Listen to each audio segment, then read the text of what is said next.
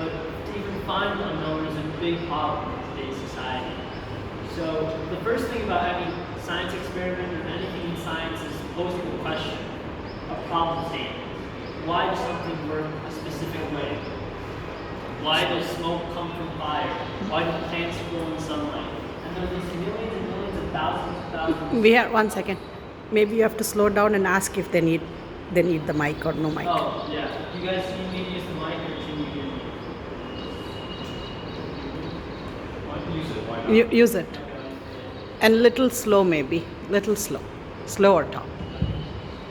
Hello? Okay, that's better. So, like I was saying, with science, you need to have a question in mind, something that you want to solve yourself. Whether that be, for example, let's take, why do plants grow? So that'll be our problem statement, this theoretical journey we'll take through finding our own experiment and doing our own science project. And the next in science, the next step is creating an experiment, figuring out what you want to do and why. And with that experiment, you also want to create a hypothesis. Why do you think something works in the way it does? Why do plants grow? Is it because of sunlight? Is it because of water? Is it because of other animals? Do they influence how plants grow? Your hypothesis can be a wide range of things. It doesn't necessarily need to be right, but it needs to be your first understanding of that topic. And it'll change throughout while you do that experiment, and learning more information will change your hypothesis. It'll change your idea of why do plants grow. But creating that experiment is one of the harder parts. First, defining and figuring out what you want to do. How do you test if plants grow? Well, if you guys were scientists, what would you do to figure out why plants grow?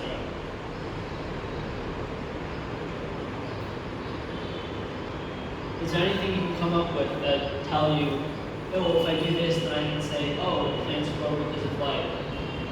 Or if I do this, I can say plants grow because of water. Is there anything you guys can do? It's a pretty hard question, right? So, creating experiments is probably going to be the hardest task of doing any science project or becoming involved in science.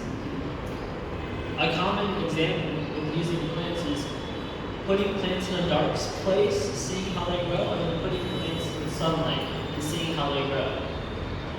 But this can be taken on in a lot of variations.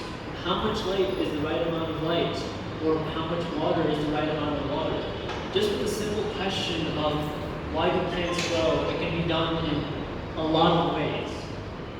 But it's hard to even find a single way. So that's why I encourage all of you to think for a prolonged period of time to figure out why do plants grow. It's going to take a lot of time to create an experiment and to replicate it, but that's just what it takes to work in the field of science.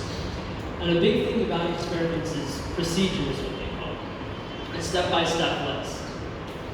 What makes science is its reproducibility. The fact that you can do it again and again and again and it'll always be the same. Right? If you create a fire, smoke will always come from the fire. That will never change. And that's what makes science science. It happens again and again, no matter the reason for the time. So, a big thing is whenever you're conducting an experiment or learning about science, it's always good to take notes of what you do in the proper order and your proper setting. Because if anyone else wants to do what you guys do in the future in science, how would they if they have no instructions? It should simply be as easy as reading your notes to figure out what exactly you did and being able to do what you did. And that's a big part about science, how we can work off each other. If someone comes up with a great idea, someone else can do it for them if they don't have the time or ability or resources. Because science is something a community does, not just one person does.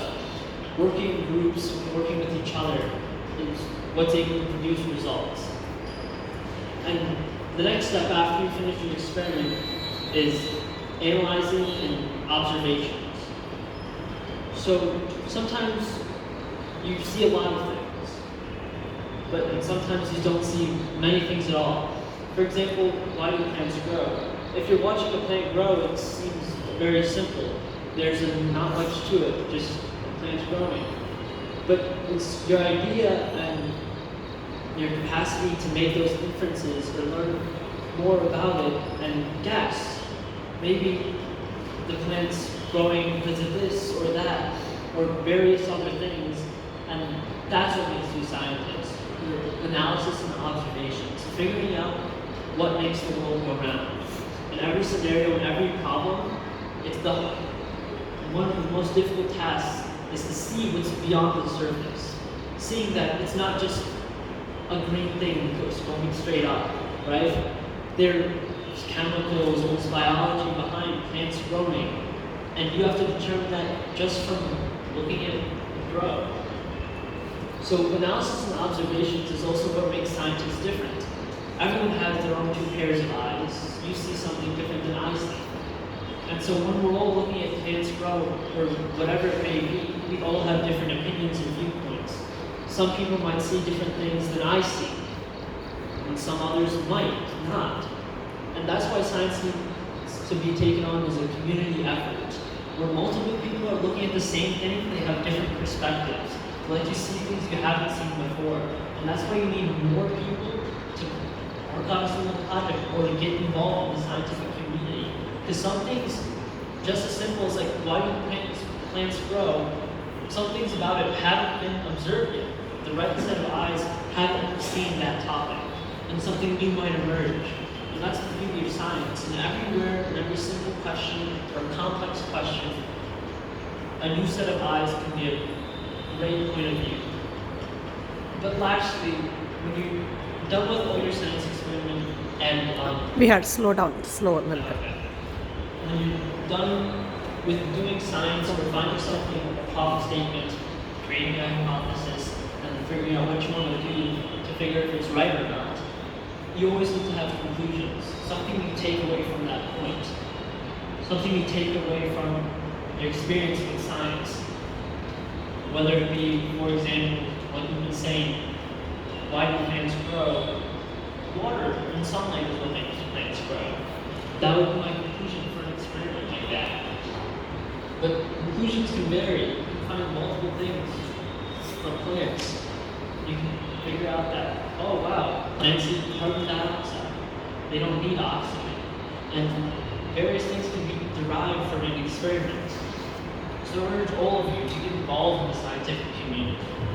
I want you all to think of something you can do. Think of an experiment. Think of a problem you've seen throughout society even.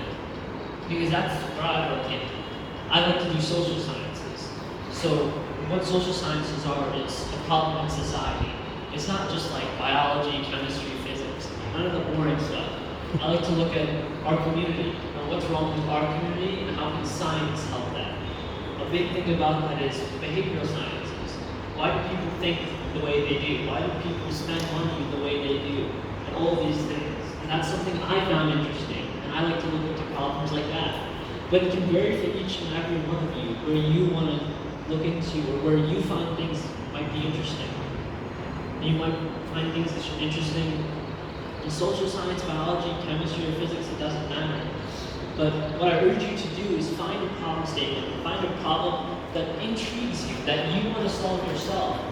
It doesn't matter if it's been solved before. Like I said, a new set of eyes can change the whole experiment. So this is just my last point here. I urge you all to think of the problem statement, see how you can execute and make an experiment. Just have a good time learning something. Thank you. People, you want to end? Get some next steps on how they can, I can. how you would encourage them and how you can help moving forward. So hopefully that gives you an idea of some of the steps of science. Let's try an example. How about this? Who has a problem? Who has something unknown? So everyone knows everything? Who has something unknown? Something you know anything? Any little thing? Tell me one thing that's unknown in your life. Anything that you see. We'll do the process, unknown to known. We'll do the entire journey in 5 minutes. Something that's unknown.